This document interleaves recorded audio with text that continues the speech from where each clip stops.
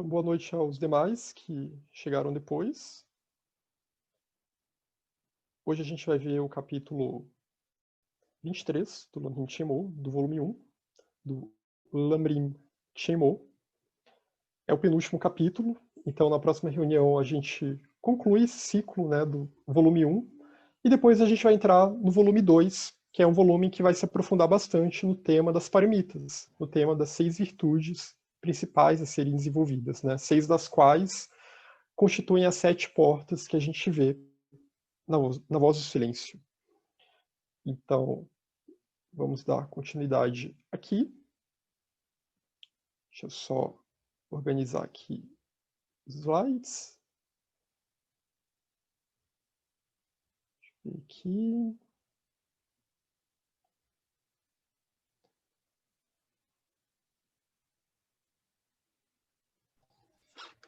Então, capítulo 23. E lembrando, né, quem quiser fazer algum comentário, tiver alguma pergunta, etc., aí pode fazer no chat, que aí no final da reunião a gente sempre tira um tempinho para ler os comentários.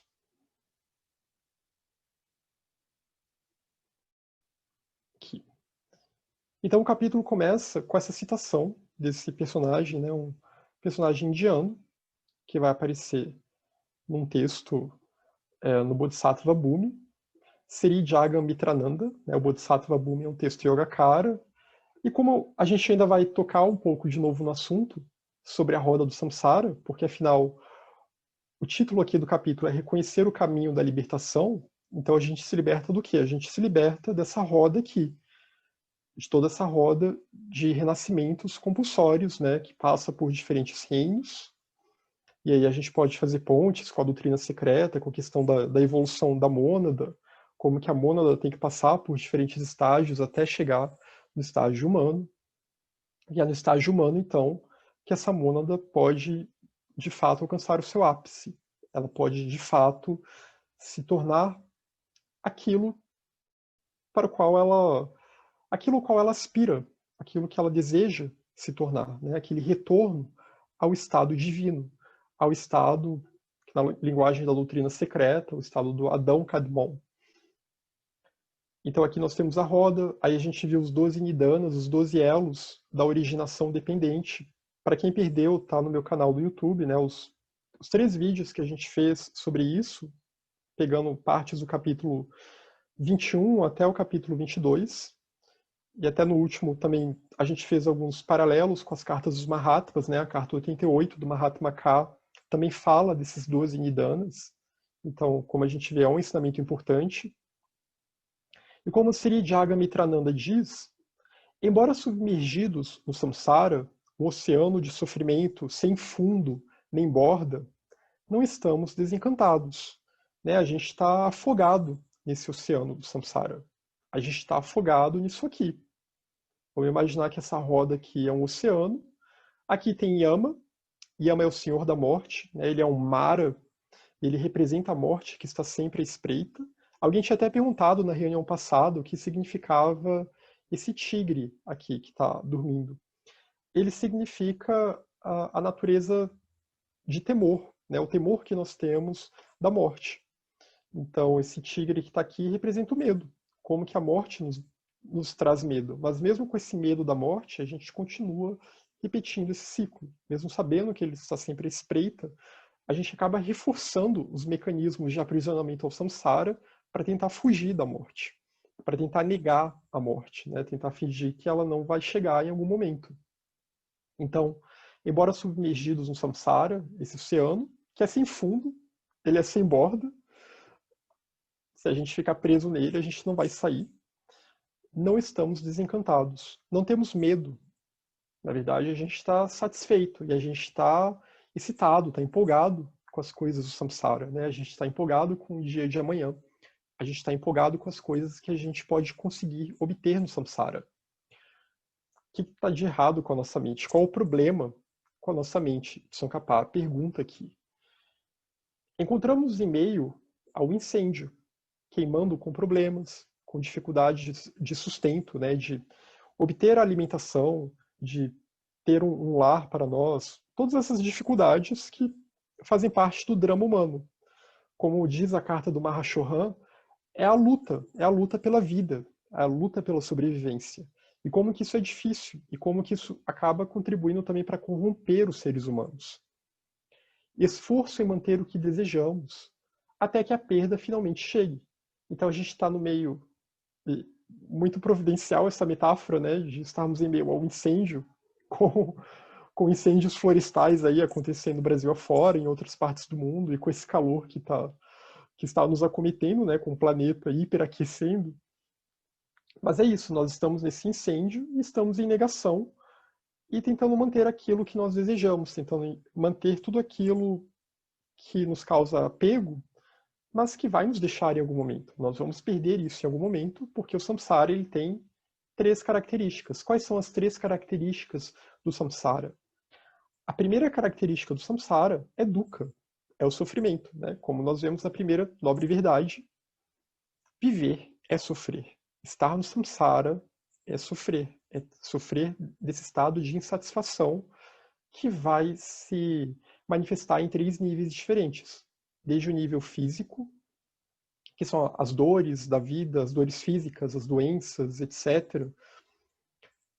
No nível mais psicológico, relacionado à memória, que é justamente isso, de nós desejamos algo, nós conseguimos algo, mas depois esse algo não nos satisfaz, ou nós perdemos esse algo, ou não conseguimos aquilo que desejamos, né? Queremos evitar as coisas que nos assustam, nos causam mal, e mesmo assim, muitas vezes essas coisas vêm até nós.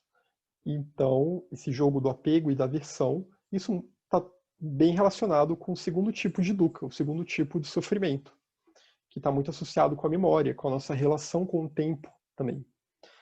E o terceiro tipo de sofrimento, que é o sofrimento mais existencial mesmo, essa tendência que nós temos, que é a avidya. Aí lembra que aqui nessa roda, a avidya é sempre representada por esse homem cego, que está tateando. Né? Ele está com uma muleta e está tateando e não sabe exatamente para onde ele está indo. Então, nós estamos nesse estado. Nós temos olhos, mas nós não conseguimos ver a realidade de fato. Nós estamos acometidos pelo poder de avidya, pelo poder da separatividade. Isso até dá para fazer uma ponte também, né? Como até a gente comentou na reunião passada que a Alaya estava falando de Aldabaoth, do demiurgo, também chamado de Samael, Saklas, o demiurgo gerador da matéria, desse reino de sofrimento. E esse demiurgo, ele está rodeado por chamas, ele está rodeado por um fogo, que está relacionado com o desejo, com a raiva. E aqui nós temos essa mesma metáfora desse incêndio, né? Estamos como se fosse numa floresta que está pegando fogo e a gente continua. Tem até um meme engraçado, não sei se vocês já viram, desculpem o exemplo talvez um pouco grosseiro aqui, mas é um meme de um cachorrinho que está no meio de um cômodo, de uma sala que está pegando fogo, e o cachorrinho lá está tranquilo, né, com uma canequinha e tal, sentado, como se tudo estivesse normal, enquanto está tudo pegando fogo ao redor dele. Então é assim a nossa condição no samsara. Nós acabamos achando que é natural estar no samsara, mas não é. Em meio à doença e ao envelhecimento, e então o samsara tem, eu falei, né, tem a primeira característica, que é dukkha, tem a segunda característica, que é a impermanência, que está muito ligada a dukkha, que é a anicca. E tem a terceira característica, que é anatman. O samsara não é o atman. O samsara não é brahman. O samsara não é o um. O samsara não é o incognoscível. O samsara é condicionamento. O samsara é imperfeito.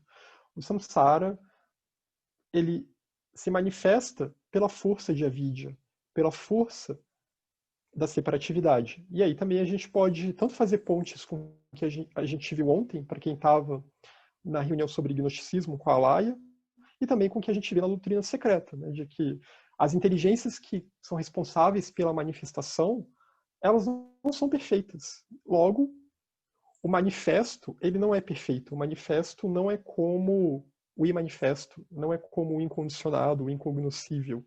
Então, vai haver sofrimento. Em meio à doença e ao envelhecimento, nós nos gabamos de sermos felizes. A gente acha que está sendo feliz no samsara, passando por tudo isso. Quão insanos nós somos.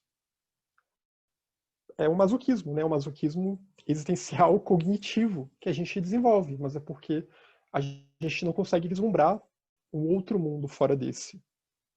Pobres os seres mundanos, que têm olhos, mas são cegos.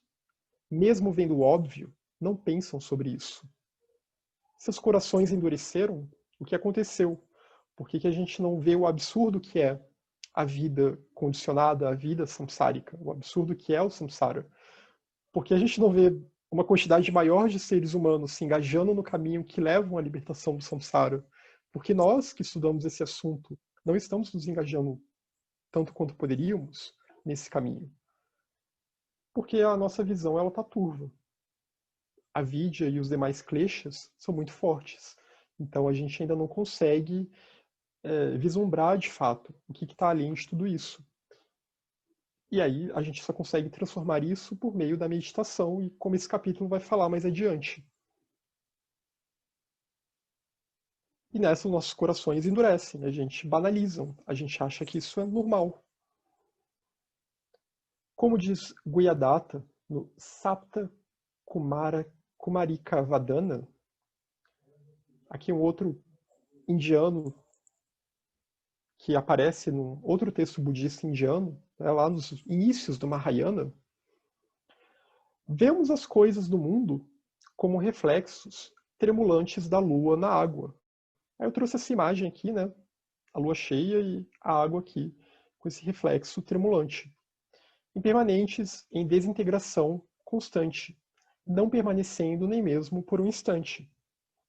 A gente pode ter a impressão de que as coisas permanecem, mas elas nunca permanecem, né? A todo instante as coisas estão mudando, muito por esse mecanismo que a gente já viu, que é o mecanismo do surgimento dependente, que ele se aplica à forma como a gente se relaciona com o samsara, como a gente se relaciona com os fenômenos, com isso que a gente chama de eu, mas também a como os fenômenos surgem em geral.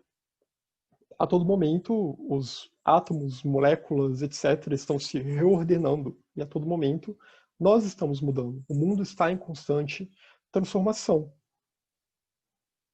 Vemos os apegos aos objetos dos sentidos como sombras de serpentes raivosas, que guardam grandes perigos.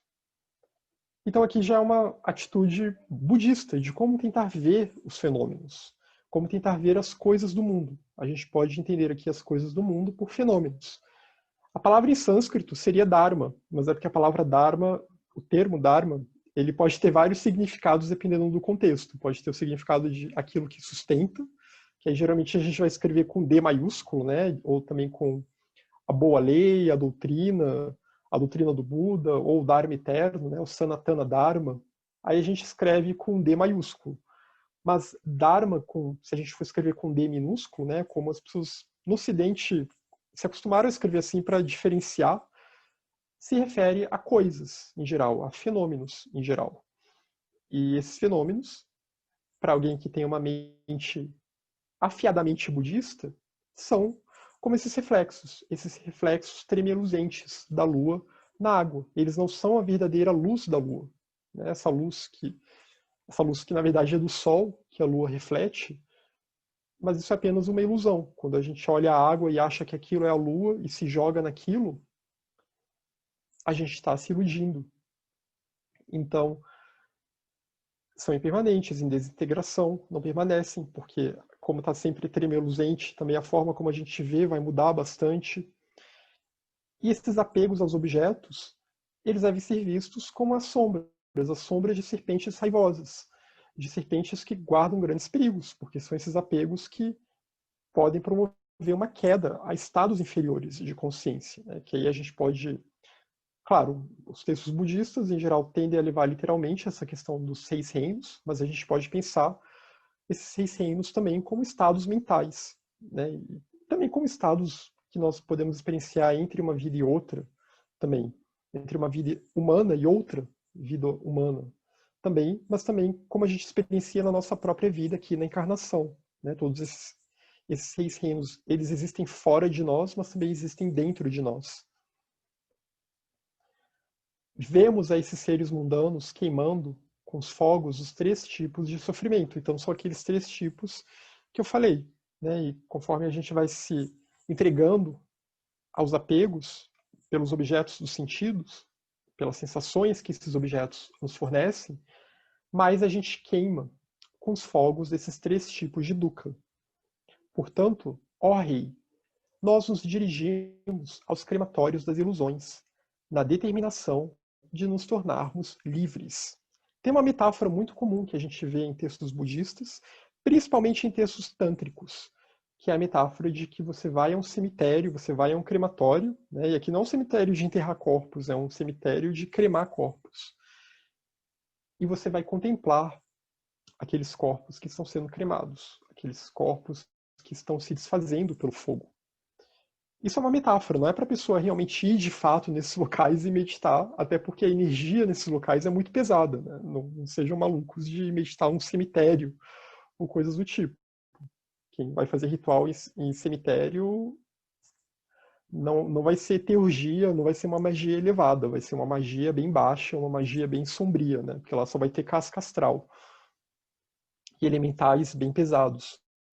Mas aqui é uma metáfora em como que nós devemos imaginar como que esse eu que nós temos, ao qual nós nos apegamos, essa personalidade, como que ela é efêmera e como que nós devemos pensar que ela morre a todo momento.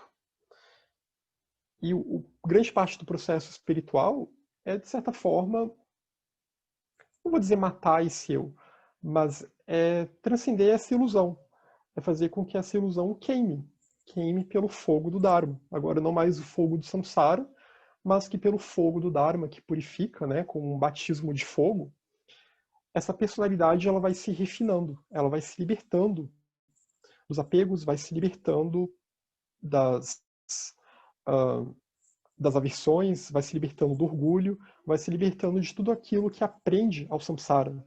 É um fogo que queima a raiva. Né? Ao contrário do fogo da raiva, é um outro tipo de chama aqui. É um fogo que purifica, de fato. E é o fogo que pode nos trazer para a liberdade. Né? Fogo de víria, também a gente pode pensar. Da bravura indômita, da reta energia que se direciona rumo à virtude. Assim como respeito a toda felicidade mundana, vocês devem, como os instrutores Kadampas ensinaram, gerar o pensamento. Isto é samsara. Então, com respeito, né, em relação a toda a felicidade mundana que a gente experiencia, mas a gente não se apegar a ela. Não que seja errado sentir essa felicidade, né? Não é isso. Não é que a gente deva viver num estado de tristeza ou fazendo uma carranca para o mundo, olhando feio para as coisas boas, né? Os momentos de alegria, de risada, de beleza que a gente vê no mundo. Mas pensar que a felicidade mundana, como ensinam os instrutores Kadampas, é ainda assim o samsara. E pensar, isso também é samsara, tudo é sofrimento. E eu não quero nada disso, eu não quero ficar me apegando a isso. Eu não quero jogar todas as minhas fichas em relação a isso. Aqui tem uma imagem do Atisha, né, que foi um dos principais personagens da escola Kadampa, a antiga escola Kadampa. E Atisha, é sempre bom lembrar, ele foi o primeiro autor desse tipo de texto que a gente chama de Lamrim, né, que condensa todo o caminho. Então, o Tsongkhapa se reporta bastante a Atisha.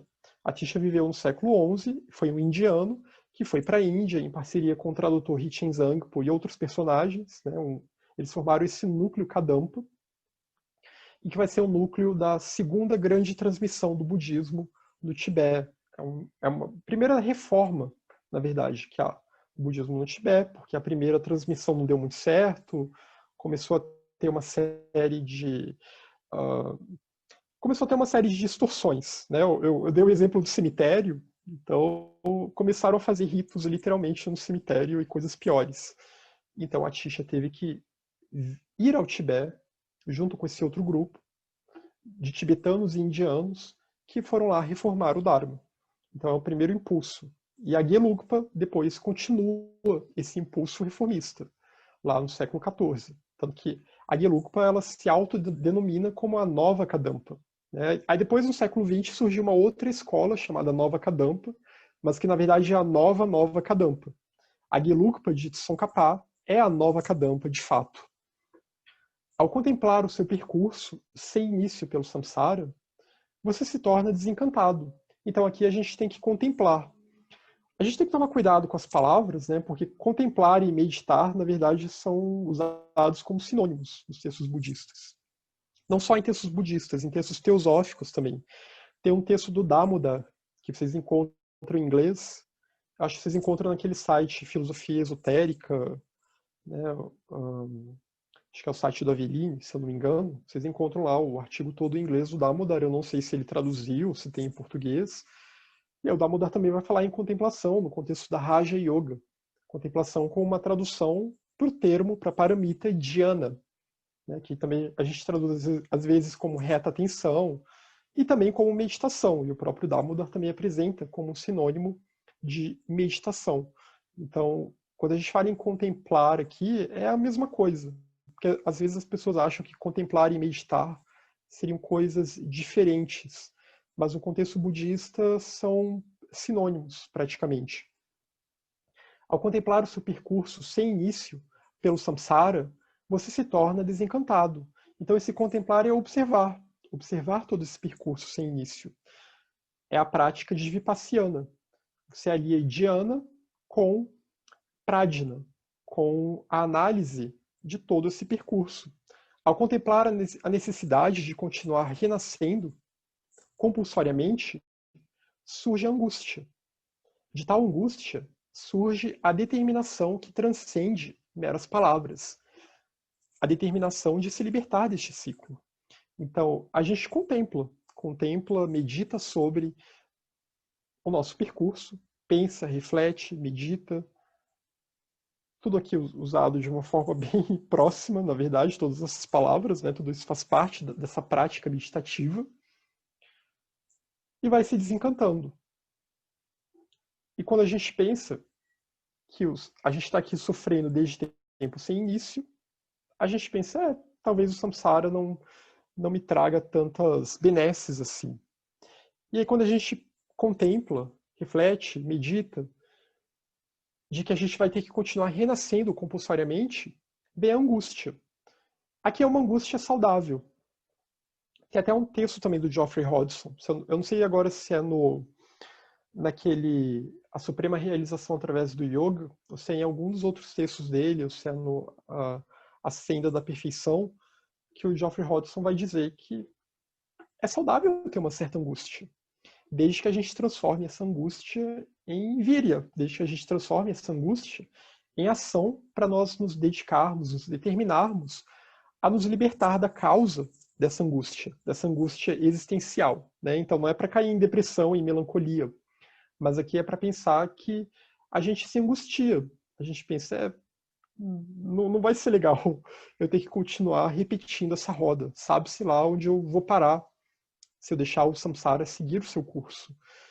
Então é melhor eu tentar gerar essa determinação, que não são só meras palavras, né? Tem que ser aquela determinação que vem do âmago do nosso ser, que vem do nosso coração, aquela determinação real mesmo. Nós estamos plenamente convencidos de que vale a pena tentar se libertar desse ciclo. Pois assim é o samsara. Seja nascimento no reino dos devas, dos asuras, dos seres infernais, ou narakas em sânscrito, dos fantasmas famintos, ou pretas, dos humanos, manushya em sânscrito. Lembra do livro de Manu, o livro do homem, ou dos animais. O samsara sempre contém sofrimento. A gente pode voltar lá para a roda, aqui nos slides anteriores. Aqui nós temos esses 6 reinos, aqui o reino dos narakas, os infernos, né? E tem infernos quentes e infernos frios. Atualmente, com o atual clima que está tomando conta do Brasil, nós estamos no inferno quente. Nós temos o reino dos fantasmas famintos, que são aqueles seres que sempre têm fome mas quando eles tentam saciar a fome, aquilo que os alimenta, na verdade, os destrói. E até interessante, eu estava lendo um pouco sobre isso, né, como que na literatura indiana, os fantasmas famintos, eles se referem muito a seres que foram humanos, mas aí devido a esse forte vício e desejo descontrolado e compulsivo por alguma coisa, eles se tornam esses seres entre uma vida e entre outra vida, né? Então, lembra até algumas coisas que a gente vê sobre o Kama Louca, também na literatura teosófica. Então, eles se tornam esses seres que estão aí vagando por aí, querendo um tipo de alimento que não satisfaz. Nós temos os animais, que sempre sofrem nas mãos dos humanos, sofrem nas mãos dos outros animais, que tem um princípio de kama muito descontrolado e não tem manas ativado, como nós temos, né? Manas neles eles praticamente não têm, está atrofiado, assim como o Budi em nós está atrofiado, mas nós ainda podemos desenvolver Budi se seguirmos o caminho do Dharma. Os animais realmente eles estão nesse estado que aí vai depender lá do estado evolucionário dessa categoria de seres, para quem sabe algum dia alguns deles talvez cheguem, né, a um estado parecido com o nosso, a um estado humano. Nós temos os deuses e semideuses, devas e asuras, né, os asuras invejosos em guerra com os devas, tentando destronar os devas, e os devas muitas vezes perdidos em reinos de deleite absurdo. É inclusive interessante, né, eu também estava lendo que é dito que quando o Buda se iluminou, ele foi tentado por Mara. E o Mara que se apresenta a ele, né, Mara, há vários tipos de Maras, né, há Maras ligados aos desejos, Mara ligado à morte, né, o Senhor da Morte, Yama, também é considerado um tipo de Mara. Há o Mara que seria ligado aos nossos próprios kleshas dentro de nós.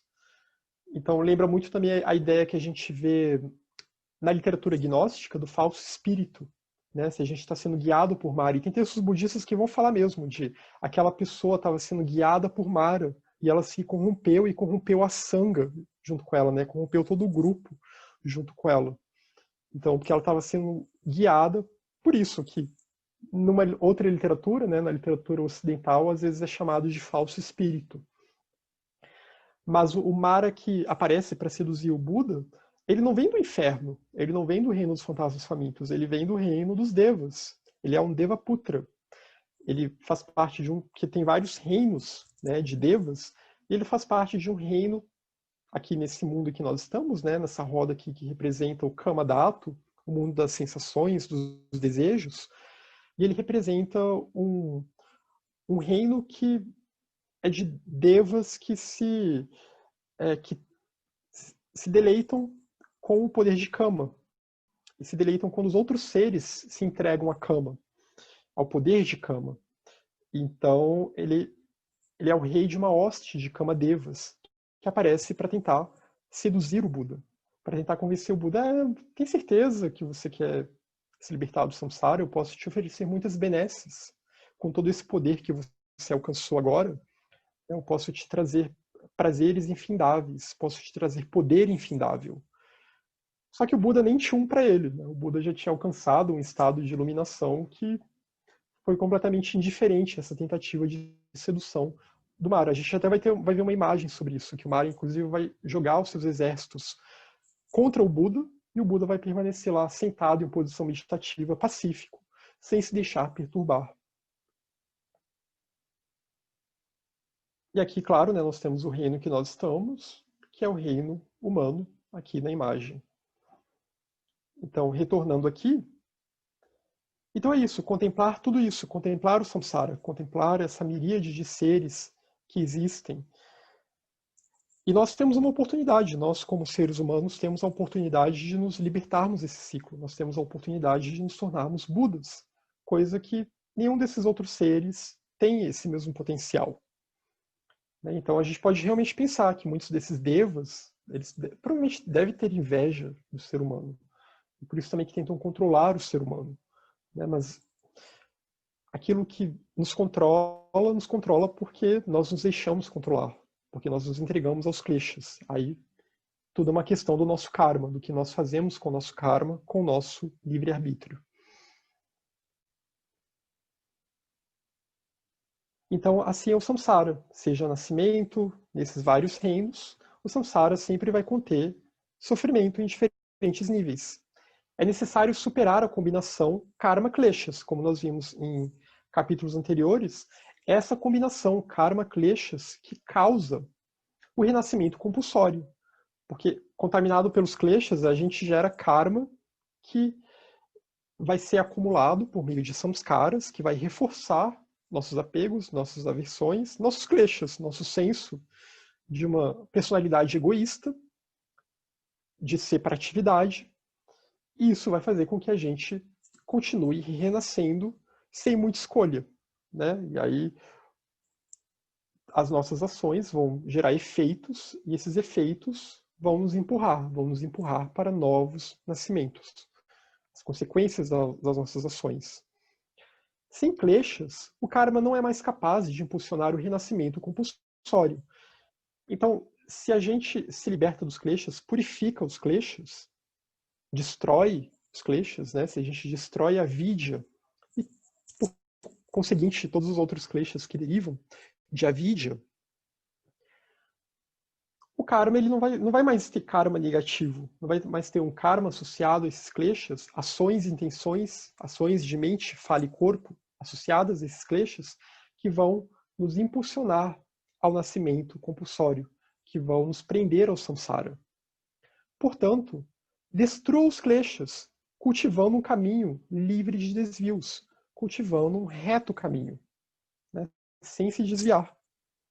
Pois enquanto houver kleshas, mesmo que fosse possível erradicar o karma previamente acumulado, novo karma seria imediatamente acumulado, devido ao poder dos kleshas.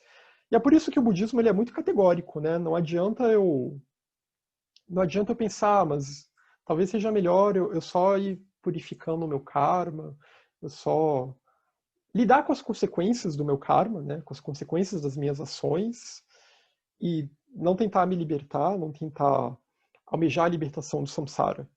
Não adianta só fazer isso, porque enquanto eu tiver kleshas em mim, eu vou gerar novo karma negativo. Enquanto eu não me transformar, enquanto eu não tentar me libertar dos kleshas, se libertar do samsara é basicamente isso, é se libertar dos kleshas, é se libertar do poder de avidya. Enquanto eu não fizer isso, eu vou acumular karma. Eu posso achar, eu aprendi agora com tal lição e tal, posso ter me tornado uma pessoa melhor agora. Mas se os kleshas ainda estão lá, vai ter uma outra circunstância em que eu vou acabar fazendo bobagem. Então, por isso que é necessário que a gente tente ativamente se libertar, que a gente tente ativamente se transformar, se libertar dessa prisão. Como o texto aqui fala de forma bem categórica mesmo. Novo karma vai ser imediatamente acumulado devido ao poder dos kleshas. Enquanto houver kleshas, vai haver karma que vai me prender ao samsara. Então, enquanto eu não transformar a mente, não adianta. E aqui uma imagem representando toda a linhagem, com Tsongkhapa no centro, né? Seria toda a linhagem Gelugpa. E aqui toda a linhagem que depois deriva. Tudo que chega de Tsongkhapa, né? Pensando aqui no Mahayana da Índia, e depois o que deriva. Né? Não tem muita especificação sobre quem, é muita gente aqui. É claro que, de um lado, a gente sempre pode pensar... de um lado, a gente tem a Yogacara, de outro lado, a gente tem a Madhyamika, né? Sempre essa ênfase nas duas escolas. E aqui tudo que deriva dessa linhagem, de todos aqueles que seguiram esse reto caminho. É quase como uma hoste de bodhisattvas que a gente está vendo aqui. Uma hoste de bodhisattvas e de discípulos de bodhisattvas, etc. Que a gente vê aqui, com algumas deidades também sendo representadas, né? Também não dá para ver muito bem todas as deidades, mas algumas deidades iradas, inclusive, também, representando a ira contra os kleshas, a ira contra a vidya. Nagarjuna, em Carta a um Amigo, ele ensina Renascer com visões errôneas ou sem acesso às palavras do conquistador, como um animal, um fantasma faminto, um ser infernal, uma pessoa sem educação numa região remota, uma pessoa com algum tipo de deficiência mental que a impeça de entender o Dharma, ou um deva de longa vida, são as 8 condições instituídas de tempo livre. A gente viu isso num outro capítulo do Lamrim Chenmo, que era o capítulo que falava sobre essa questão, né, de aproveitar o tempo livre e a vida humana. Então, a gente tem essas 8 condições, que são as 8 condições que impedem que a gente tenha tempo livre. Tempo livre aqui é um termo técnico que a gente usa no budismo, que se refere a tempo livre para poder praticar e estudar o Dharma. Então, renascer com visões errôneas é uma coisa que todos nós renascemos em alguma medida. A vidya, por si só, é uma visão errônea. Mas também há algumas visões errôneas que podem ir dificultando ainda mais, né? Se a pessoa tem algum tipo de crença, e seja uma crença materialista, que ela pensa que tudo isso aqui é bobagem, tudo isso aqui é superstição, né? Não importa, só o que existe é o presente, e depois da morte nada vai acontecer. Ou sejam também visões errôneas de crenças anti-dharma, né? De religiões ou filosofias que mesmo não sendo materialistas, ainda assim vão falar num céu eterno, que vão negar o renascimento, né? O renascimento ou reencarnação, como vocês preferirem, vão negar o karma também, né? Vão falar em predestinação, e não importa o que eu faça, a salvação só vai se dar pela fé, coisas desse tipo. E a gente tem até, infelizmente, até vertentes do budismo, né? Sem querer citar escolas nem nada, né? Mas a gente tem um budismo aí razoavelmente popular no Brasil, que basicamente ensina as pessoas a ficarem rezando para nascer na Terra pura e ficar lá na Terra pura para sempre, né? Uma questão totalmente anti-mahayana. Tentar fugir da reencarnação, do renascimento e ficar na eternidade numa Terra pura, porque lá haveria a possibilidade da iluminação súbita. Então, mesmo em escolas budistas, a gente vê que tem a gente vê que também que teve muitas distorções aqui em comparação com o que o cerne da filosofia mahayana nos apresenta. Então, renascer com visões errôneas ou sem acesso às palavras do conquistador, né? Outro ponto é não ter acesso ao Dharma. Então, isso também, eu posso ter tempo livre, mas se eu não tiver acesso ao Dharma, e aqui não necessariamente ao Buda Dharma, ao Buda budista, mas seja, sei lá, não tive acesso à teosofia, não tive acesso a tradições esotéricas ocidentais, que também, né, tem uma tônica parecida. Então, também temos um problema aqui. Renascer como um animal, né, os animais, infelizmente, estão nessa situação, que estão, né, não tem como, não tem manas ativa para eles conseguirem meditar e montarem um antakarana, como nós temos, né, se conectarem a Budi. Eles não têm nenhum quinto princípio, que dirá como que eles vão conseguir ativar o sexto princípio. Não tem nenhum quinto princípio ativo.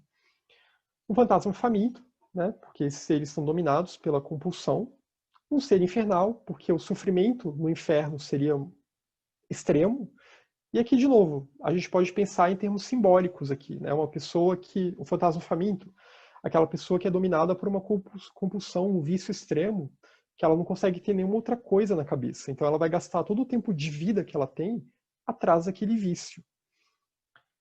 Ou uma pessoa que está num sofrimento extremo, seja um sofrimento físico extremo, um sofrimento mental extremo, essa pessoa ela está no inferno, né? A Blavatsky ela fala isso no ensinamento que ela deu para o grupo interno dela. Ela diz: toda vez que nós nos deixamos dominar pela tristeza profunda, pela raiva profunda, em termos vibratórios, nós nos rebaixamos ao inferno, né? A um louca infernal, um estado de consciência de extremo sofrimento, e a gente não consegue ver nada além daquilo, como uma pessoa que começa a ter raiva de tudo, que vive guiada pela raiva, né? Como se diz, a pessoa que vê tudo em vermelho, ela não vai conseguir aproveitar o tempo livre dela para se dedicar ao Dharma, porque a raiva aqui está bloqueando. Como que ela vai ter compaixão? Como que ela vai ter um mínimo de tolerância com as outras pessoas ao redor dela, se ela tem raiva de tudo e todos a todo momento? Uma pessoa sem educação numa região remota, aqui seria uma pessoa que realmente não vai ter acesso a, a ler, a escrever, ou não vai ter acesso a nenhum tipo de educação, né? Mesmo que não seja uma educação em termos de alfabetização, mas ela vive numa região longínqua e vive isolada, né? Algum povo que vive isolado, e aí esse ensinamento não chega até eles. Hoje a gente vive num mundo globalizado, né? E dá essa impressão que tudo chega fácil a todo mundo, mas essas regiões remotas ainda existem, inclusive aqui no Brasil. Uma pessoa com algum tipo de deficiência mental que a impeça de entender o Dharma, né? Então, se a pessoa tiver algum tipo de deficiência, e aí a mente dela está totalmente desconectada da realidade, né? Então, essa vida dela vai ser uma vida muito limitada em termos do que ela pode fazer em termos espirituais. Por isso também que os textos budistas falam bastante, né? Que a gente tem que aproveitar agora e pensar, eu tenho que praticar e estudar o Dharma agora, porque eu não sei se numa próxima vida, ou se nessa vida, de repente eu posso ser acometido por algum tipo de demência ou de Alzheimer, e aí quando isso acontecer, não vai ter mais como eu me dedicar. Ou um deva de longa vida, né? Que aí os devas de longa vida são esses devas que vivem numa vida muito longa, de extremo deleite, de extremo prazer. Eles têm tanto prazer e deleite que eles se distraem com isso. Então, são tantas alegrias que eles nem pensam no samsara, né? Estão lá distraídos. E a gente pode pensar em muitos seres humanos, né? Pessoas que têm vidas, às vezes, tão fáceis e se distraem tanto, né? Se distraem com os prazeres da vida mundana, daquilo que vem fácil a elas. Podem ter uma vida muito longa, né? Geralmente vão ser pessoas muito ricas, então vão ter acesso a uma boa medicina, etc. Mas elas vão desperdiçar muito desse tempo. Então, são essas 8 condições destituídas de tempo livre. Porque tudo isso aqui é tempo sendo gasto com samsara. E tempo livre é tempo que a gente dedica ao Dharma, na terminologia budista. Então, após alcançarmos o tempo livre, devemos nos libertar devemos nos esforçar para nos libertarmos do samsara. Então, uma vez alcançando esse tempo livre, a gente tem que pensar, vamos valorizar isso, vamos valorizar essa oportunidade que nós temos de termos acesso a esse ensinamento, né? E é difícil a gente valorizar. Muita gente hoje em dia fala em gratidão, nessa onda da gratidão, né? Mas é uma gratidão meio esquisita, que você agradece ao universo para ele te dar algum bem material em troca, né? Te dá coisas em troca, não é bem assim que funciona. Mas uma gratidão saudável, que a gente vai ver em textos budistas, é justamente essa gratidão. A gente ter gratidão por ter acesso a esses ensinamentos, né? Num mundo em que a maior parte dos seres não tem acesso a isso.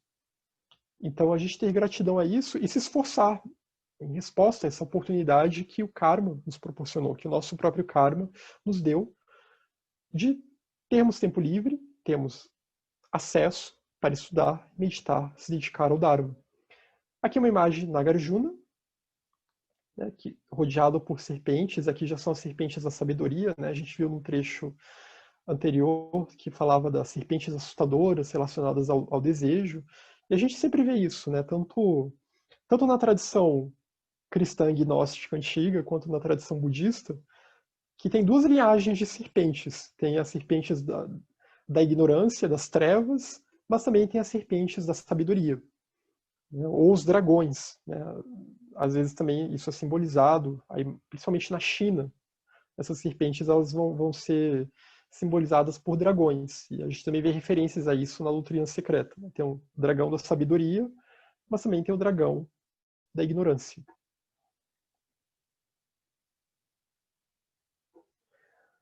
O grande yogi, Changchu Rinchen, né, aqui de São Capaz de novo, retornando lá ao núcleo da antiga escola Kadampa, diz: agora é hora de nos tornarmos algo mais do que apenas animais domésticos.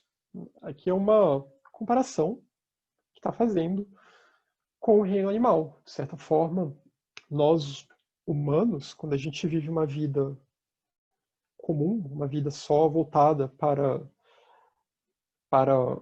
os prazeres dos sentidos, para as sensações que os sentidos nos proporcionam, a gente está se comportando, de certa forma, como animais domesticados. Né? Então, é aquilo que eu falei. Esses 6 reinos, eles estão dentro de nós.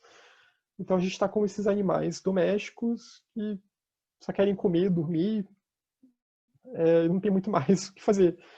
Então, agora é hora de nos tornarmos algo mais do que isso, de tentarmos sermos humanos de fato, de tentarmos usarmos a nossa mente para nos transformarmos e alcançarmos o potencial máximo de um ser humano. E qual que é o potencial máximo do ser humano? É o Budado. Como nós vemos aqui na imagem, né, o nosso Buda, o Buda Shakyamuni, né, o Buda mais recente da nossa era, rodeado por uma série de outros Budas, que a gente pode pensar aqui não só Budas da nossa cadeia planetária, mas de outras cadeias planetárias também. Né? Os sutras, como o Avatamsaka Sutra, vão falar bastante disso. E outros sutras também falam. Né? Na cosmologia budista, há vários sistemas planetários. Algo que na linguagem teosófica a gente chama de cadeias planetárias, ou de cadeias planetárias em determinados sistemas solares, né? Então, a cosmologia, textos budistas também vão falar em termos muito parecidos, em diferentes sistemas de mundos que surgem. Nesses diferentes sistemas, e muitos deles podem surgir humanidades, e essas humanidades também vão ter esse mesmo potencial, né? Afinal, é isso que caracteriza ser um humano, esse potencial de se tornarem Budas. Então, em Manvantaras passados, sistemas em sistemas de mundos passados, também houve Budas. Né? E assim como pode haver agora em outras galáxias, por aí. Como Bodoa ensinou, outro personagem Kadampa, o samsara, ele não cessa por si próprio. Não importa quantas vezes renascemos nele, né? Ou renasçamos nele. Então, de novo, reforçando esse ponto. Né? A gente pode esperar, mas o samsara ele não vai cessar por si próprio. Mesmo se a gente levar em conta o ensinamento teosófico, né, da questão das raças raízes, da sexta, da sétima raça, mas como a gente vê em alguns textos teosóficos, não é exatamente todo mundo que vai chegar lá. Né? Vai ter um pente fino que vai ser passado. Alguns vão ficar para trás. Então, essa é a questão aqui. E mesmo assim, é um processo muito longo. Se a gente for ficar esperando, sabe-se lá o que pode acontecer com a gente. Quanto mais sofrimento a gente vai ter que encarar. Por isso também que na carta do Mahashohan, né, eu estou até pensando em talvez a gente fazer uma reunião sobre essa carta, porque é uma carta que lida muito com o budismo. O Mahashohan fala da importância do caminho budista e como o caminho budista ele oferece uma via de saída para as pessoas. Que mesmo o budismo no seu aspecto exotérico, né, não estou nem falando do budismo mais esotérico, mas o seu aspecto exotérico, ele oferece uma via para as pessoas se libertarem do samsara. E que isso está em total consonância com o objetivo do movimento teosófico, com o objetivo da criação da sociedade teosófica, com o objetivo de Blavatsky, Olcott, Judge e todos aqueles que formaram esse núcleo.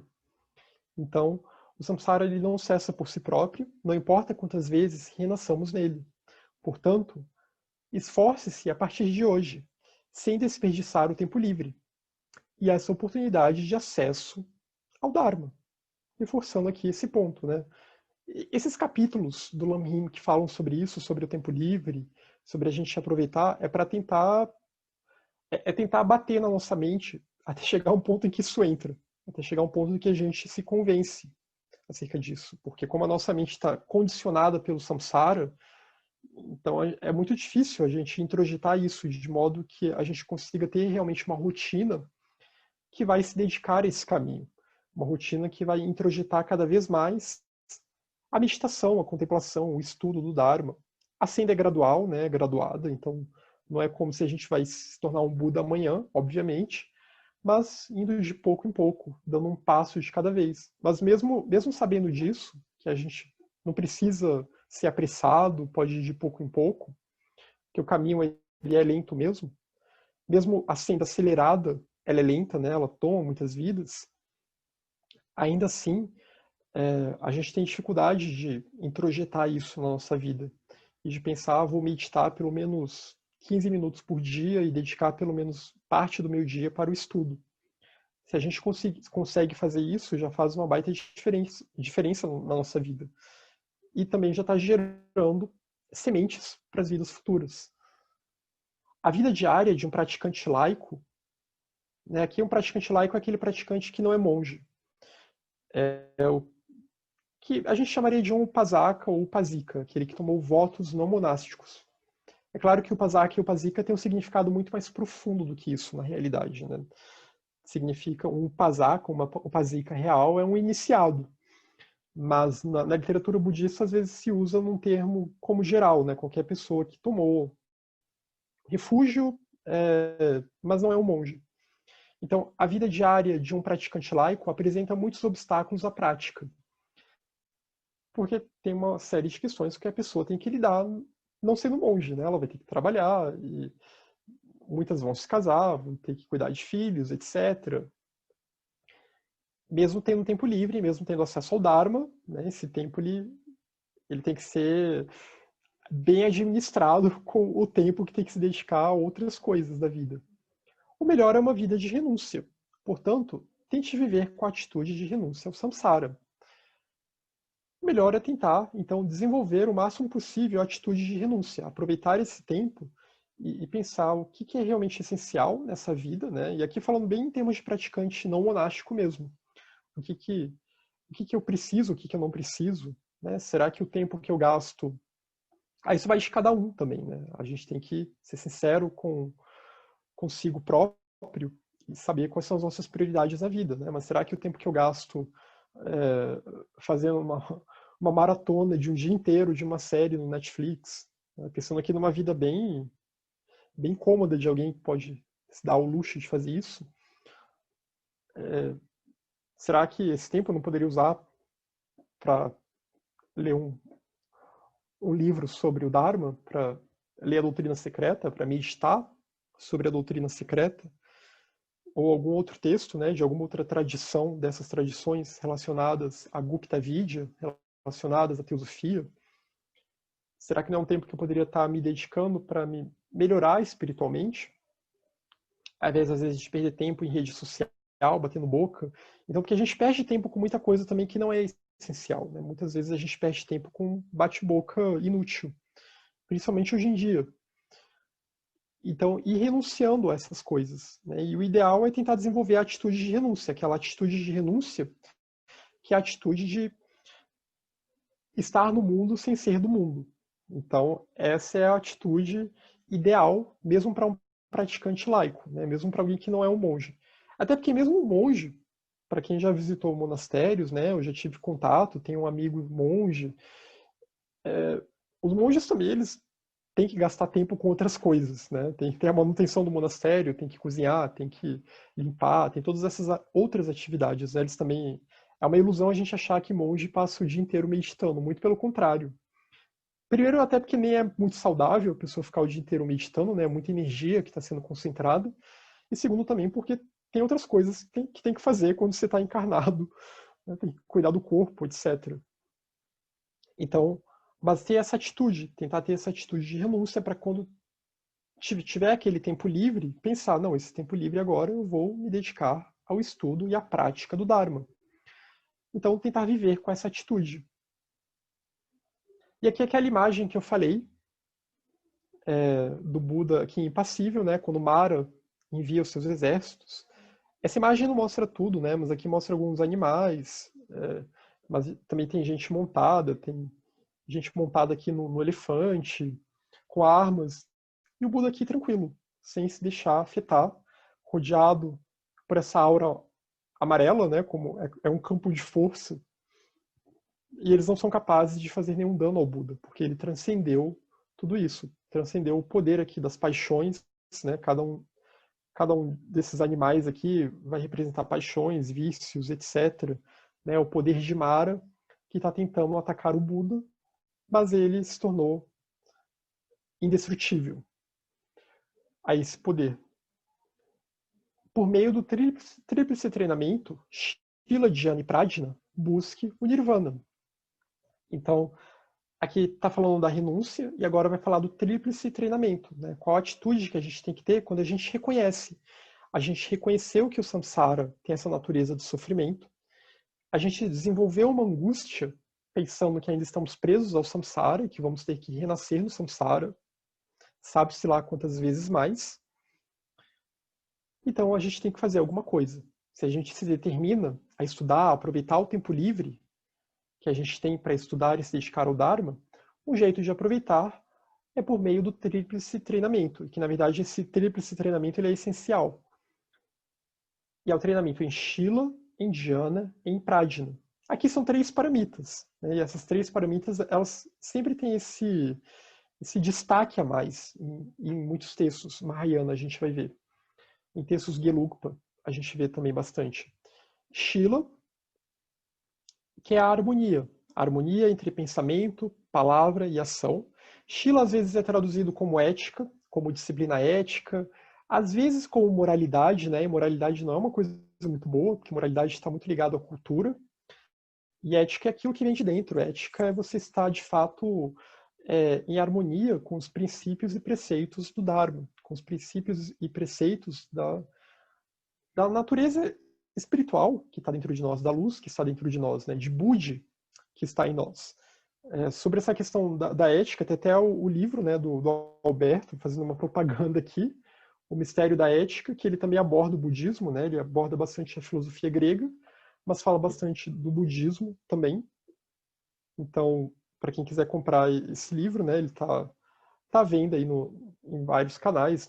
Quer dizer, está à venda no site da editora Garba Lux, mas tem a página do Garba também do Facebook que dá para ver mais sobre um pouquinho desse livro.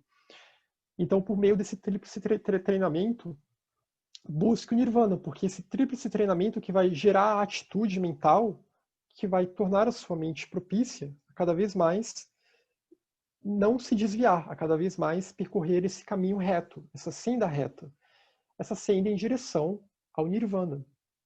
O Nirvana, ele é sem idade, ele é sem morte, ele é inexaurível, ele é livre de terra, água, fogo, vento, sol e lua. Isso aqui são os elementos, né? Os elementos que são necessários para a vida na manifestação. O budismo sempre vai falar que para que a vida surja tem que ter esses 4 elementos, terra, água, fogo e vento, e tem que ter sol e tem que ter lua também, né? Isso a própria astronomia ela confirma. Eu já vi muitas matérias aí de astrônomos, né? Não sou especialista, não sou cientista, mas já vi muitos astrônomos falando que realmente, se não tivesse a Lua, não haveria vida na Terra. E tem que ter um Sol, aí tem que ter uma distância adequada também entre o Sol e o planeta, né? Para não ser um planeta muito quente, etc. Todas essas questões aqui.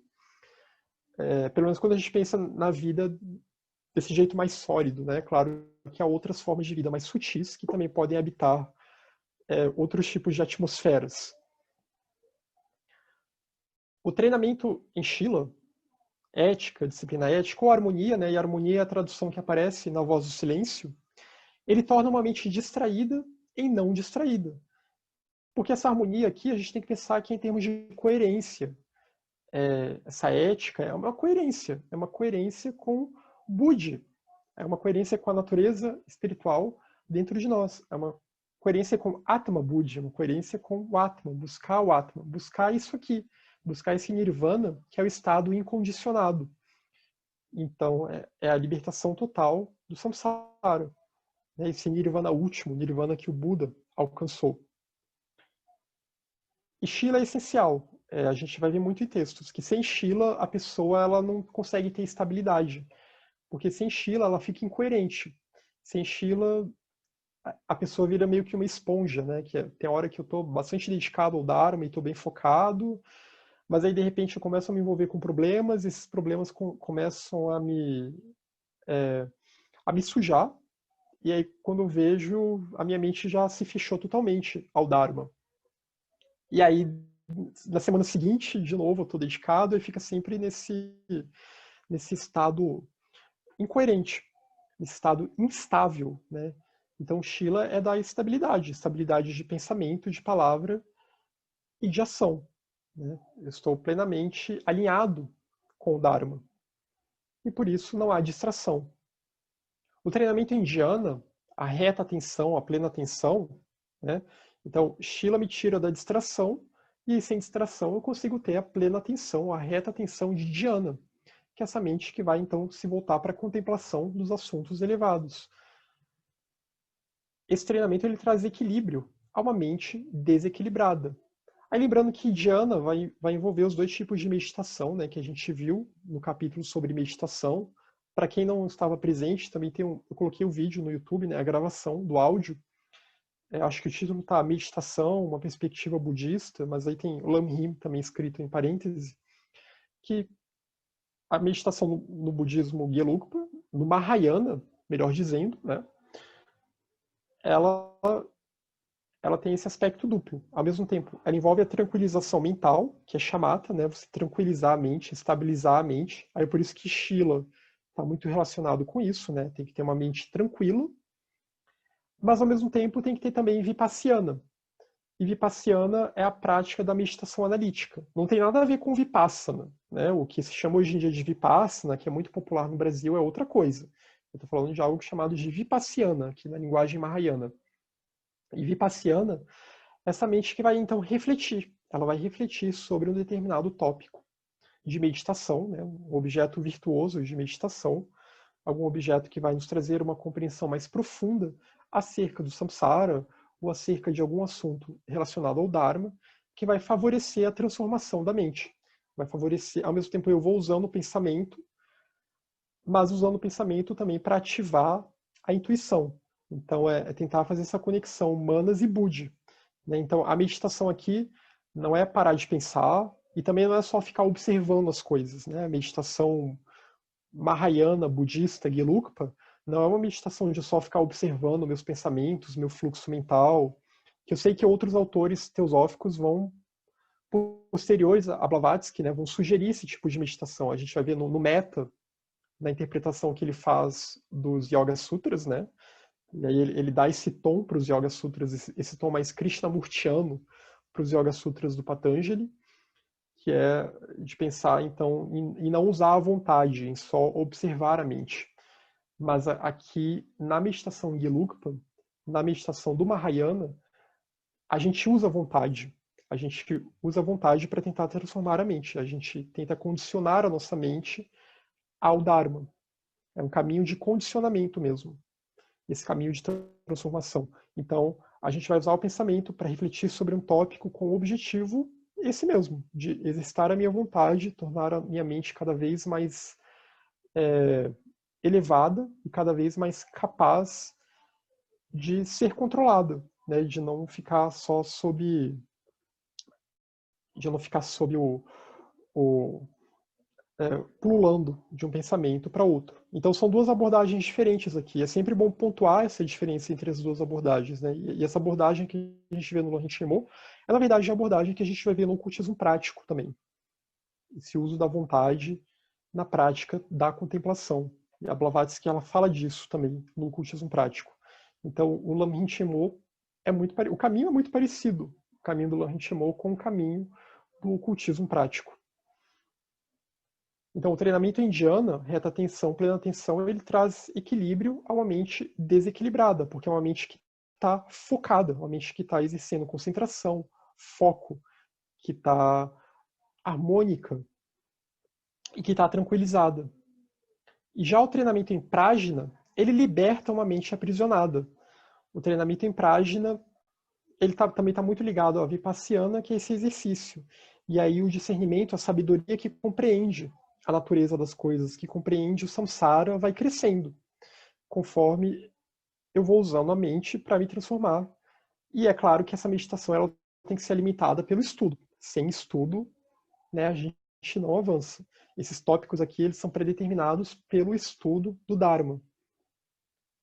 Então, o treinamento em Prajna, ele vai libertar a mente, porque a partir do momento que a pessoa desenvolve Prajna, ela vai desenvolver o senso de interdependência, ela vai desenvolver o senso da perspectiva shunyata, o senso de que eu e os fenômenos somos vazios de separatividade, de que eu e os fenômenos, em termos de substância, nós somos zero. né? A palavra shunya, ela significa zero. Nós não existimos. Nós existimos relativamente, mas nós não existimos sozinhos. Nós existimos só na relação dos vários elementos constitutivos que interagem entre si e que promovem o surgimento dos fenômenos. E o mesmo em relação à nossa personalidade também, né? Os vários samskaras, as tendências nesse mecanismo que a gente já viu dos 12 elos, os 12 nidanas, que vão fazer também com que brote uma personalidade em nós, que nós vamos identificá-la como sendo o nosso eu. Então, o treinamento em prajna, ele liberta a mente aprisionada, ele leva à libertação do samsara, né? A primeira libertação do samsara, ela ocorre, né? A libertação dos kleshas, ela ocorre pelo desenvolvimento de prajna. E prajna e bodhicitta estão plenamente ligados. Por isso que a gente vê também muitas imagens da iconografia budista, né? As deidades, a gente vê uma deidade masculina que representa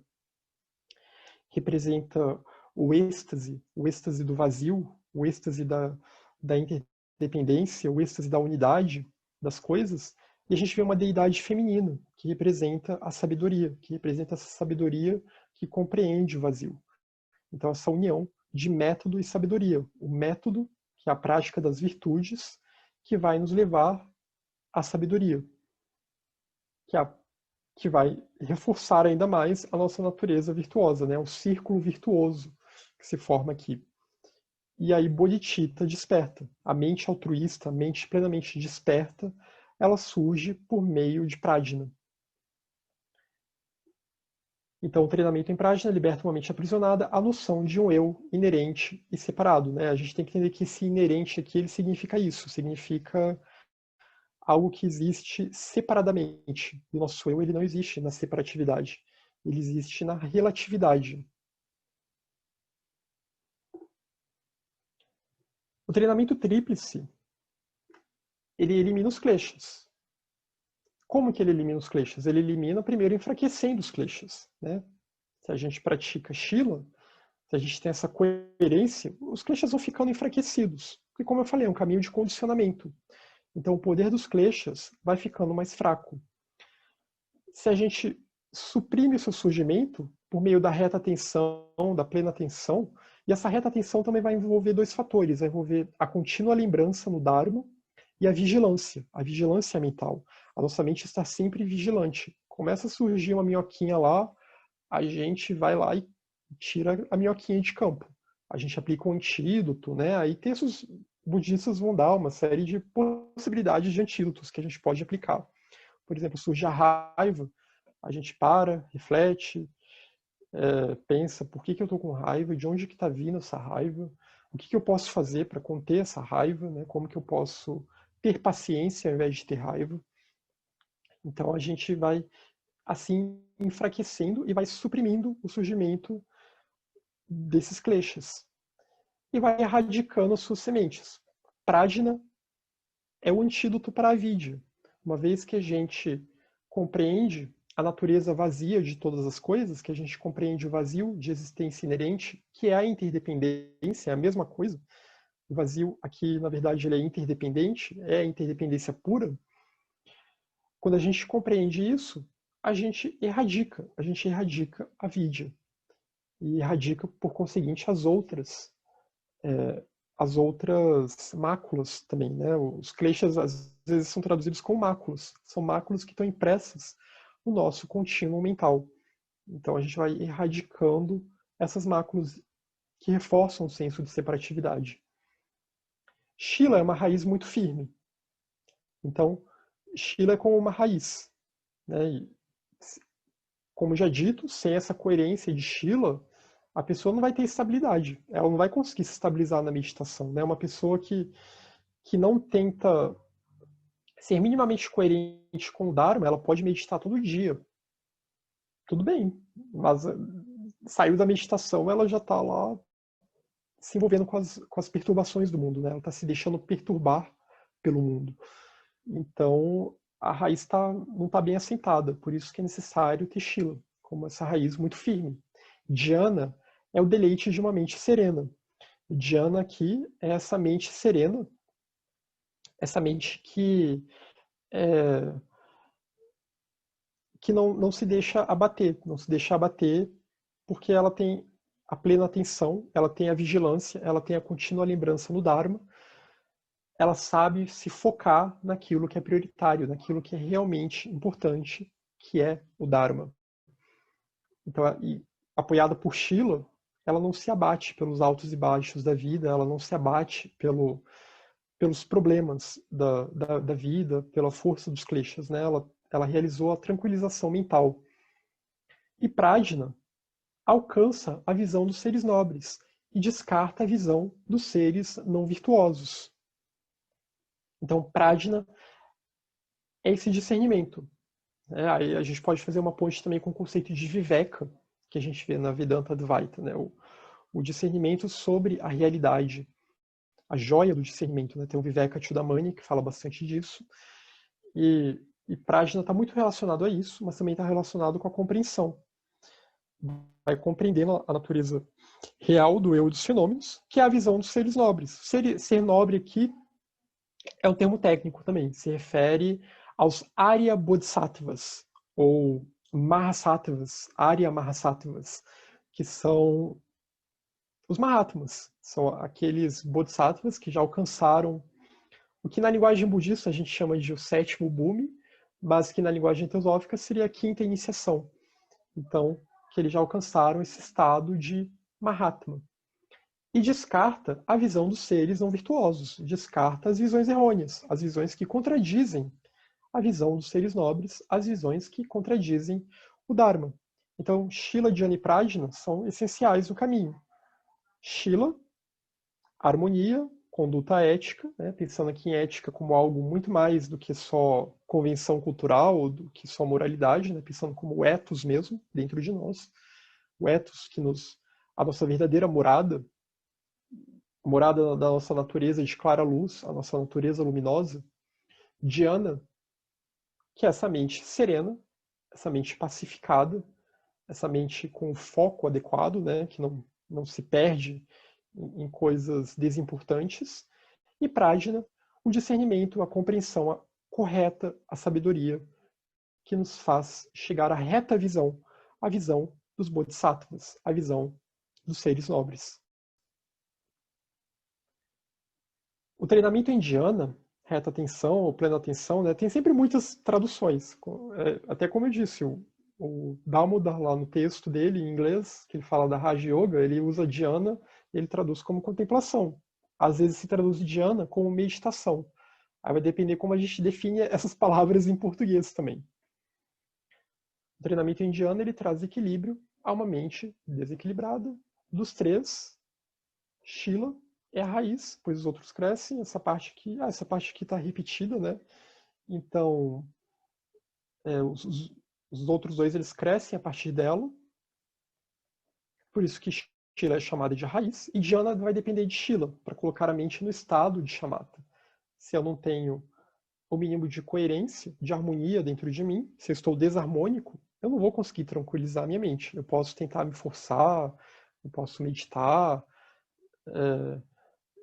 e mesmo assim eu não vou conseguir tranquilizar a minha mente, né? Então, eu até falei da diferença de método mesmo, é uma diferença metodológica que existe entre essa senda aqui e o caminho do Krishnamurti, né? Mas uma crítica válida que o Krishnamurti faz, às vezes, a forma como as pessoas meditam é, por exemplo, a pessoa começar a entoar um mantra que ela não sabe o significado e só repetir aquilo, achando que vai ter um efeito mágico, sendo que a mente dela está totalmente caótica.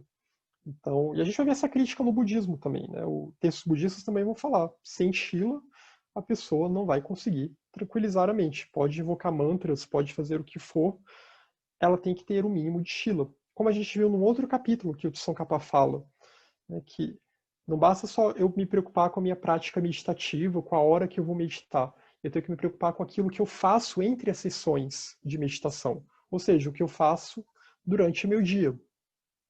E Prajna depende de dhyana para realizar a meditação analítica. Eu tenho que ter a tranquilização mental para que eu consiga realizar a meditação analítica. Se a minha mente está caótica, se a minha mente está maluca, está instável, vai ser muito difícil eu conseguir focar e fazer uma análise adequada dos fenômenos. Né? Vai ser difícil eu usar a vontade, né? A gente pode pensar aqui em termos de uso da vontade, com V maiúsculo.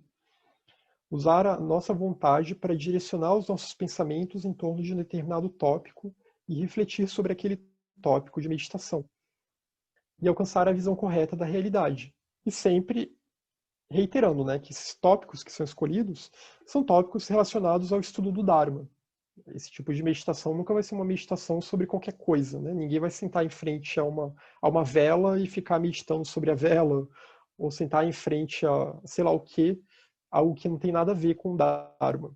Então a meditação budista aqui, Gelugpa, Mahayana, era voltada para isso, para eu meditar sobre a natureza da realidade dos fenômenos, meditar sobre as paramitas, meditar sobre vários desses tópicos, os vários outros tópicos que a gente tem visto aqui do Lamrim Chenmo, que vão transformar a nossa mente e colocá-la nesse caminho reto, nesse caminho rumo ao Nirvana, nesse caminho do Dharma.